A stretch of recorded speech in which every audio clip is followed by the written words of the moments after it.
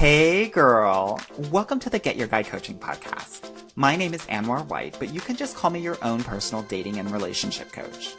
Each week, you'll hear actionable advice, tips, and strategies that you can implement in your own love life. I'm talking about healing your heart, dating effectively, and understanding men so that you can, you guessed it, get your guy.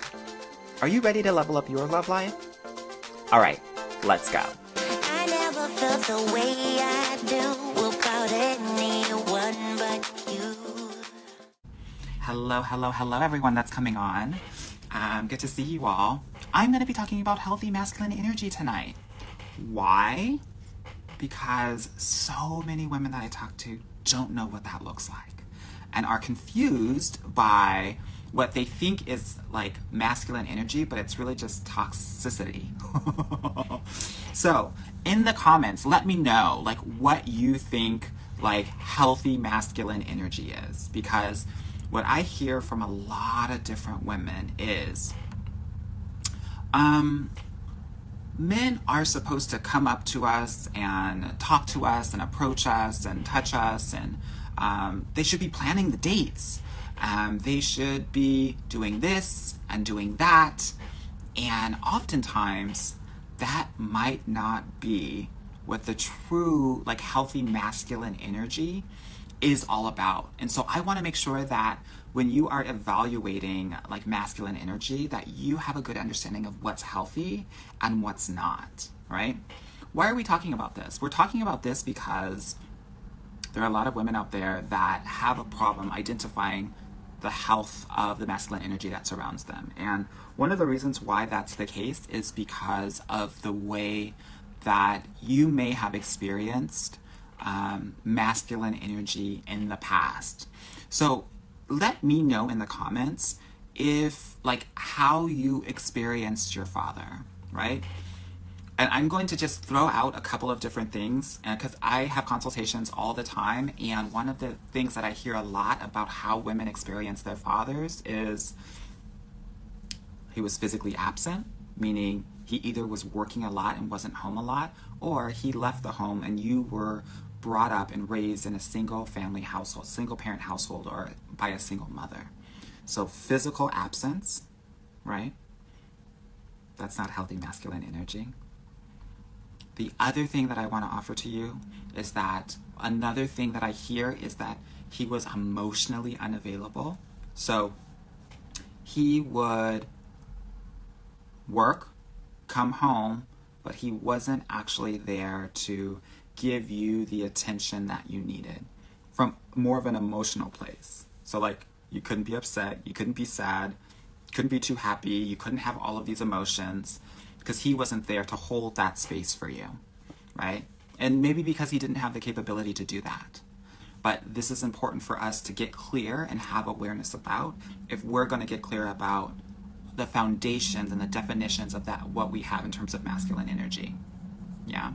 So he was either physically absent or he was emotionally absent. We also have fathers out there that were rageaholics, that went from 0 to 100 like that. Girl, I couldn't even snap. Take my gay card away, Jesus Christ. Yeah.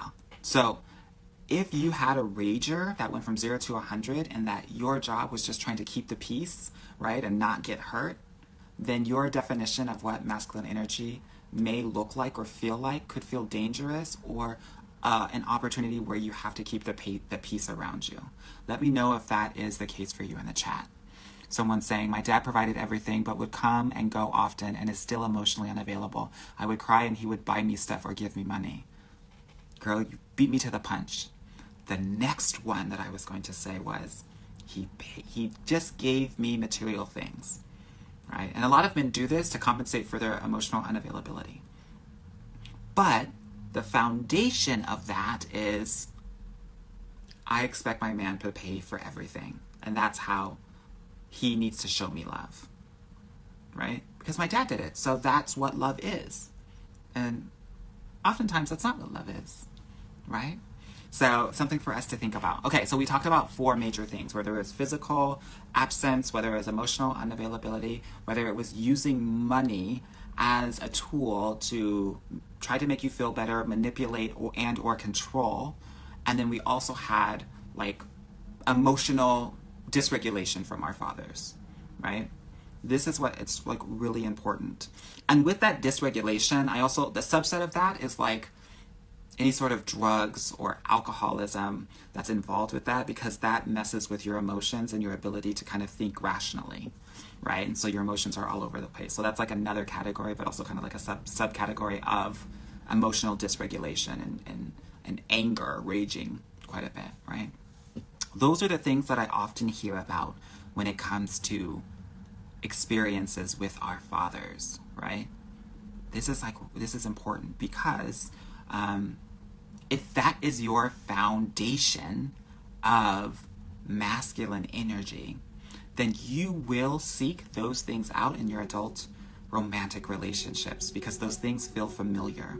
And our brains will trick us into thinking that, oh, he's doing what my dad did, and because my dad is my dad, he loves me. So that's what love looks like and feels like from the masculine energy. So we will seek that out. We will seek, and we will not just seek, but we will excuse that behavior because we think that is what it looks like. Let me know in the comments if you've done that before, right? My dad, abandoned me when I was 8 years old. And so that physical absence was something that I expected from men. That I was like, that's what they do. That's kind of something to expect, right? But that's not it, right? Those things that our fathers do, even though they have a really big influence on how we think about masculine energy and love coming from the masculine energy, if it's not fully serving you, you have got to deprogram that and reprogram another way of being loved from the masculine energy. And that's what I do in my program. I mean, that's my work. My work is helping you completely forget everything that you learned about when it comes to love, dating, relationships, and men, and come up with new solutions and new processes to help you find things that ultimately serve you and make you feel good and happy. So, we talked about some of these core pillars in terms of some of the not so great masculine traits or energy that you may have experienced. So let's talk about what that looks like as an adult, right? Because in those romantic relationships, what we will see, let's just start from the courtship, right? There will be men that will, let's say you're online dating, and they're saying, hey, what's going on? Like, I want to take you out. And so many of us will think that's amazing and that's great because he's determined and he's planned and he wants to engage with you, right?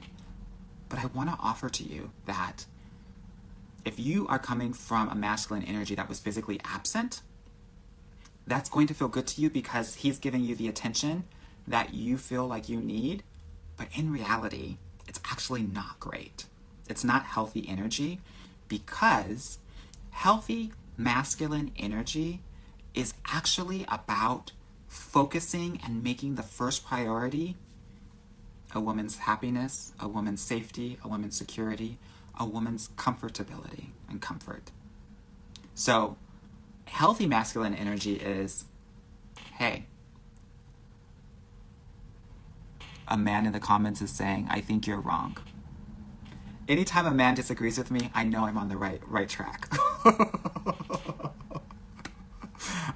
So what I was saying was that a healthy masculine energy will actually want to make sure that you're comfortable enough doing that and not assume that you will just go with the flow.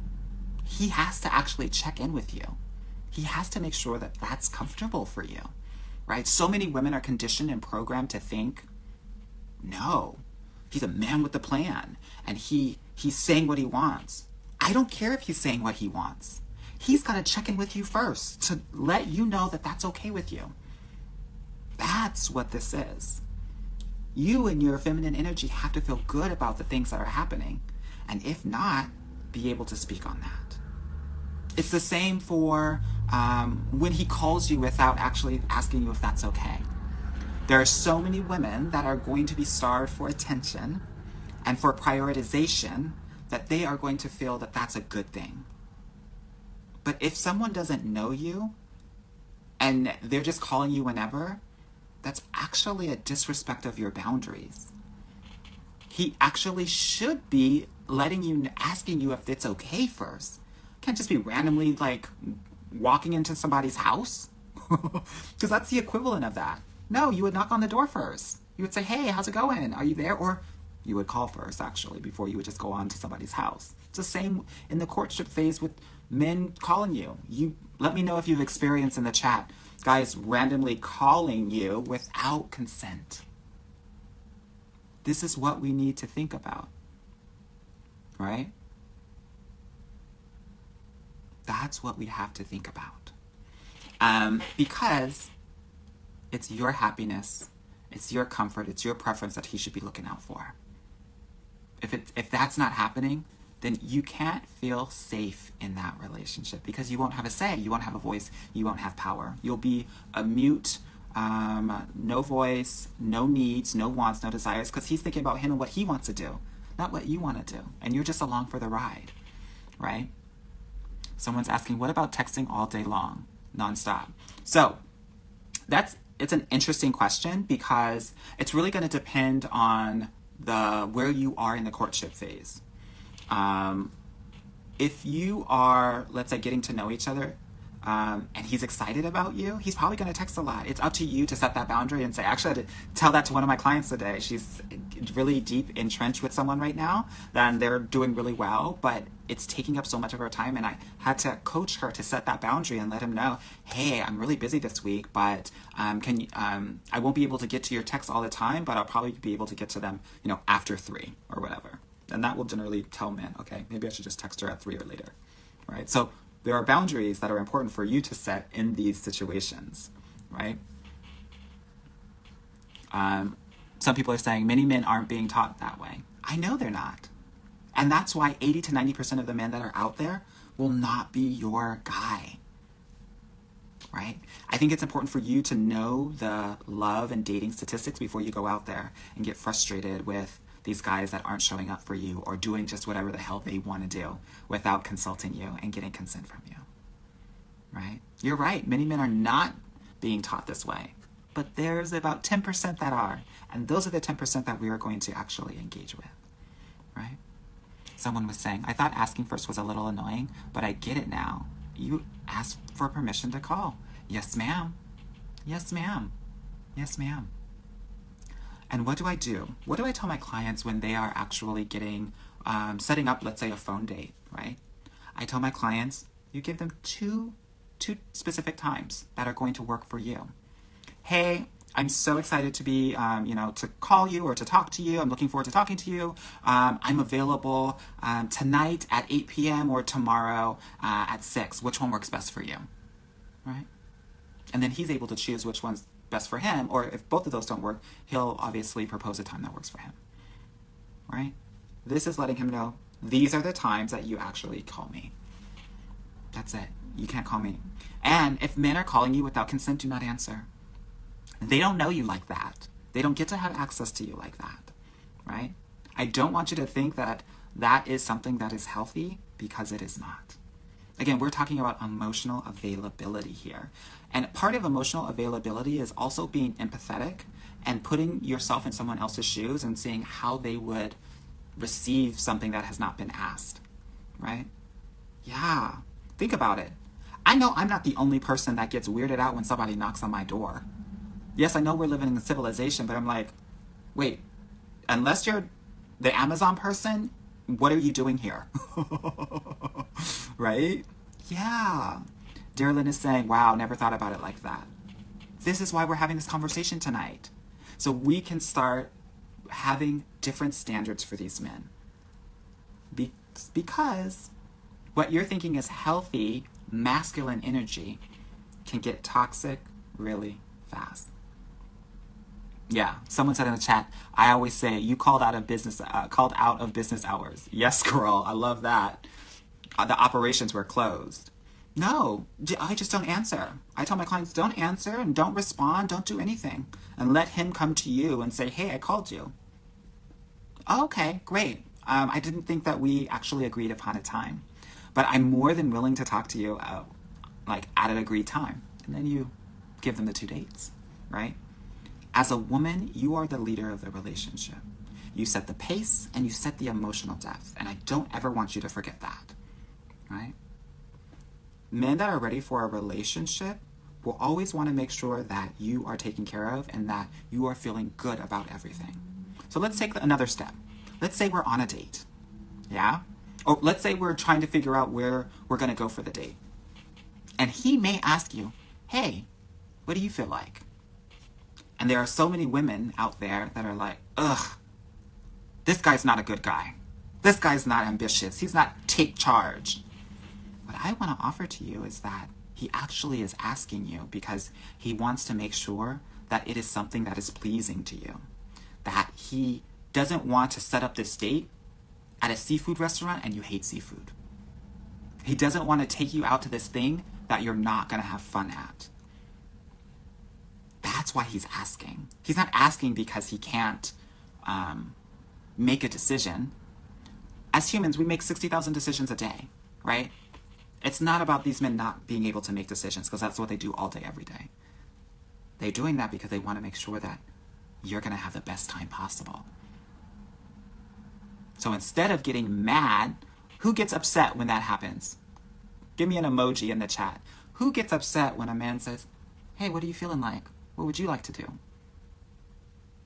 Because what I want to offer to you is that's healthy masculine energy. That's checking in with you, figuring out what you want, and then afterward, making it happen. Right? And what do we do? I'm going to give you some tea, some advice of when that happens. What do we do when he says, hey, what do you want to do? This is what we do. We give him 2 options that would go really like that we would like, right? Which is, oh, first, thank you for asking. I'm feeling like either sushi or Mexican tonight. What do you think about one of those options? And then he can choose. Oh yeah, no problem. Let's do sushi. Then we're maximizing the pleasure for both individuals versus just saying, yeah, I want to do sushi tonight. Well, what if he fucking hates sushi? Right? No, just like we give him 2 times, we give him 2 options. Okay? Yeah. And we go from there. Okay, so let's move on. Let's say we're on the date now, right? There are a lot of women out there that want men at the end of the date to make a move. In the chat, ladies, let me know. Are you someone who's like, dude, make a move? Like, kiss me. Do something. Who's like that? Because I know that there are so many of my clients that are like, well, he didn't make a move, so I don't really... 1, I don't know if he's interested. 2, I don't know if he has the assertiveness that I'm looking for, that I feel is protection, but really isn't.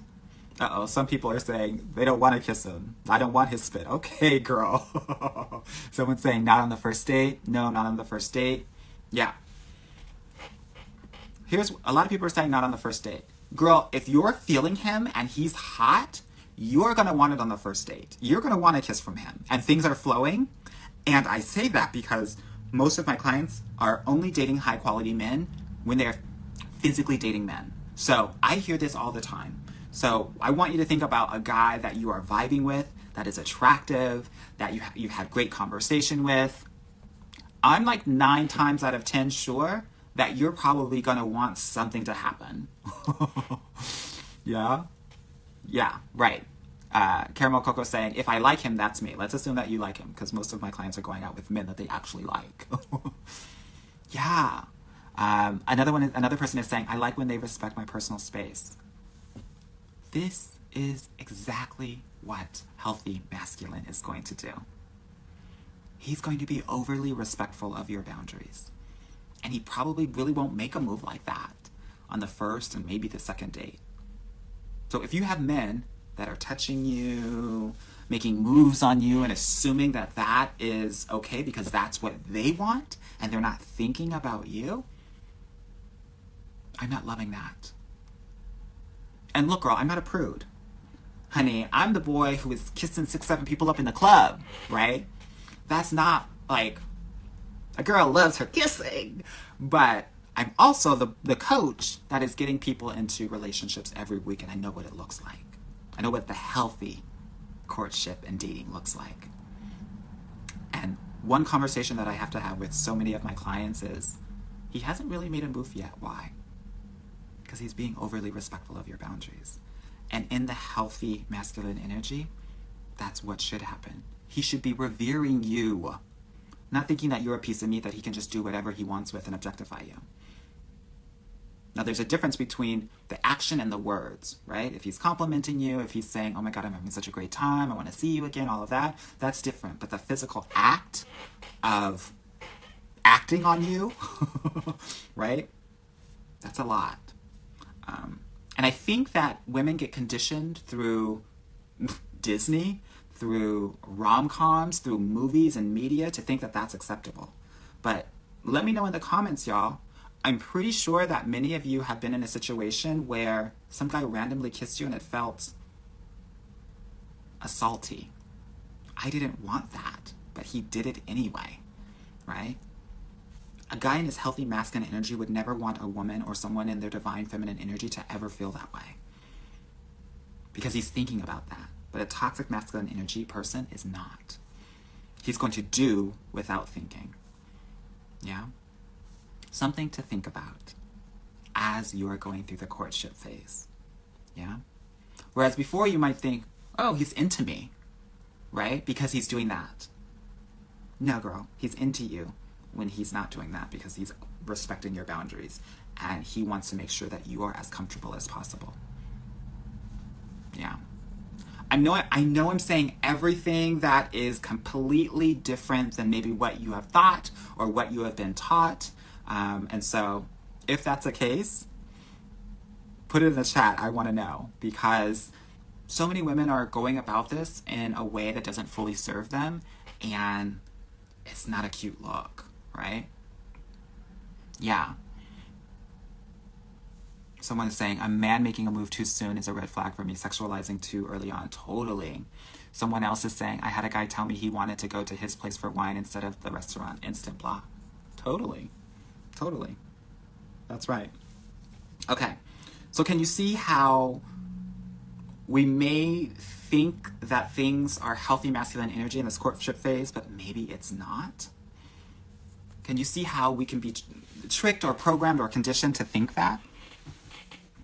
That is really, really, really important as you are in your courtship phase, as you are evaluating these men.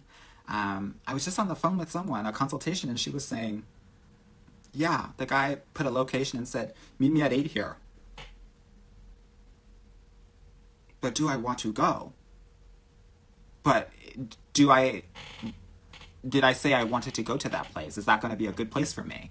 I was like, girl, if I were your coach, I would tell you, no, we're not moving forward with him. That's a lot. Someone is saying, it's such a fine line because they're nice while they're tricking you. I think sometimes they're resolute, and we think they are like very determined and assertive sometimes, and we can think that is like very confident. Because he's so confident, then sometimes we can think, oh, he's confident because this is something that's normal, that's expected. It doesn't have to be expected with you, especially if you're not feeling 100% comfortable doing that. I want to make sure that you're having a say in anything and everything that you do in your dating life. And if you feel compelled, if you feel pressure to do anything, it's a no for me, dog. It's a no for me, right? They get to be nice, but that means you get to set your boundaries about what's acceptable and what's not acceptable. And I want to encourage you to do that, people. The other thing that I want to share with you in terms of the healthy masculine and the toxic masculine energy is that for you to really determine this, you have to do two things. And these are the two things that so many women actually do not do. The first thing is, you gotta be vulnerable with him. You gotta share parts of yourself with him. You know why? Because when you're sharing your vulnerability, and when I say vulnerability, I'm not just talking about, oh, this happened to me, but sharing your feelings about what's happened to you, we got to see what he does. The healthy masculine energy is going to, his protector is going to be activated. And he's going to flip a switch, and he's going to be wanting to protect you and make sure you're okay, even if something happened a long time ago. He's going to be like, hey, I'm sorry that happened. Are you okay? Like, what's going on? The unhealthy masculine or the toxic, he's not going to have that emotional capability. So he's either going to dismiss your feelings. Oh, well, you're strong now. You're good now. I'm sure that didn't get you down. He's going to dismiss your feelings, invalidate them, or he's going to ignore what you said and bring up a new subject, or he's going to talk about himself because he knows how to talk about himself. And he knows how to redirect from something that is intimate, right? The healthy masculine is going to want to protect you when you're being vulnerable, right? And the other thing, the second thing that I'm talking about is setting your boundaries. Yeah? Setting your boundaries. Hey, thank you so much for calling, but I would prefer if we called on an agreed upon time. Hey, it makes me feel I feel more comfortable when, we come up with a place to go together, right? Instead of you choosing it by yourself, right? We gotta see the response of the boundary. If he gets upset that you're setting a boundary, that's toxic. That's unhealthy masculine energy. That's him wanting to do what he wants to do, and that's it. Playing solo in this interaction, courtship relationship. But if he's like, oh, no problem. Like, what would you like to do? I'm sorry that you felt that way. Or I'm sorry that I made you feel that way. That's the healthy masculine energy. Let me know what I can do to make it better. Because your job, if you choose to be in your feminine energy, is to share and make requests about what you like, what you don't want, what you want, what you don't want. That's it. That's why vulnerability and boundaries are everything in dating and in relationships. And his job, in his healthy masculine energy, right, is to understand that, make and do and act and problem solve with you in mind. If it's not something that you want to do, his job is to figure out what can we do based on the fact she doesn't want to do this. And then his job is to do it, to make it happen, to make you feel better. That's why part of my work is always making sure that my clients know exactly how they're feeling. So because when they know how they're feeling, they're able to communicate that with their man, and then their man can make it better, can do and act and problem solve all the things that need to happen for you to have your maximum pleasure and happiness. That's the healthy masculine energy. Yeah, I know. It sounds so different than some of those other male dating coaches that are telling you that you need to put on a red dress and red lipstick and just be sexy and not have opinions. That might have been cute in the 1960s and 70s, but in 2022, when women are graduating at a higher rate, when women are climbing the corporate ladder, they can do for themselves. You can do for yourself. You don't need a man's money to do for you, right? So any sort of money that they're throwing at you isn't necessary because you have your own. And if that's the case, what do you need? You need the emotional, healthy, respectable, masculine energy in your life. That's why we're talking about this healthy masculine energy in 2022. Look, there are going to be men out there that are going to be in their toxic masculine energy, and they're going to find women that have no boundaries, and they're going to pounce on them and take them for what they have. If you think about your experiences, if you think about your friends' experiences, all of that, you'll know that I'm telling the truth. But those situations don't last a long time. Because either he gets bored of you because you have no boundaries, you don't say anything, and after a while the challenge is over, or you will come to your senses and be like, oh, this guy actually doesn't give a shit about me. Yeah? Yeah. So someone in the comments is asking, will we run him off by asking him to call at a specific time? You will run off the toxic masculine energy because he doesn't give a shit about you and what you want. And if he runs off, he's not your guy. And guess what, girl? We don't need to care if we're running people off or not. This is about what makes you comfortable, and this is about setting healthy boundaries. This isn't about who we run off. This is about who serves us and like meets us where we're at. That's what we need to be focused on. Yeah? Yeah, in the comments, my girl Miss Jasmine saying, no, I don't think so. If he can't respect your time, your boundaries, it's not a match. You are out of alignment. It is not a match. And guess what? 90% of these guys, 95% of these guys will not be a match. Like 95% of them, you won't even actually like physically go out with them more than once. But I want you to be thinking about the things that you will need to consider when you are evaluating these men. Right? That's what's important here. The interesting thing about my clients is that you would think, oh my God, I'm working with a dating coach, and that means that I'm just going to go on a ton of dates. No, that's not my philosophy at all. I'm focused on quality and not quantity. So my clients go on a date once every 2 to 3 weeks, physical date, not 2, 3, 4 times a week, because they're only going out with the highest quality men. And what I know for sure is in my program and how I teach my clients how to date, 1 out of every 6 guys that they physically go out on a date with will be someone that they will deeply connect with and potentially have a long-term relationship with. Outside of my program, that number is more like 1 out of 10, 1 out of 12, right? So ladies, if you are going on a date once a month, you may find your guy in a year. Yeah. Most of my clients find their guy in month 3 and month 4 of my 6-month program, because every 2 to 3 weeks they're finding a guy, and multiply that times 6 and you got the math. Yeah?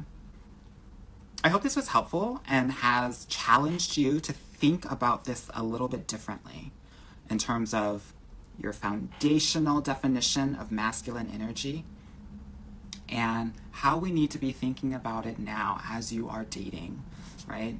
That's so important. So, with that being said, if you do want some help, you can book a complimentary consultation with me. You can either go to my bio and click the link there, or you can go to www.getyourguycoaching.com/apply and book your consultation there. Yeah. If you want more help, I also have an amazing podcast called the Get Your Guy Coaching Podcast, and we go through subjects like this and even go into so much depth around that. So I think that might be really helpful for you as well. I want to thank you for joining me tonight. I hope that this has been quite helpful for you, and I want to let y'all know, get some help.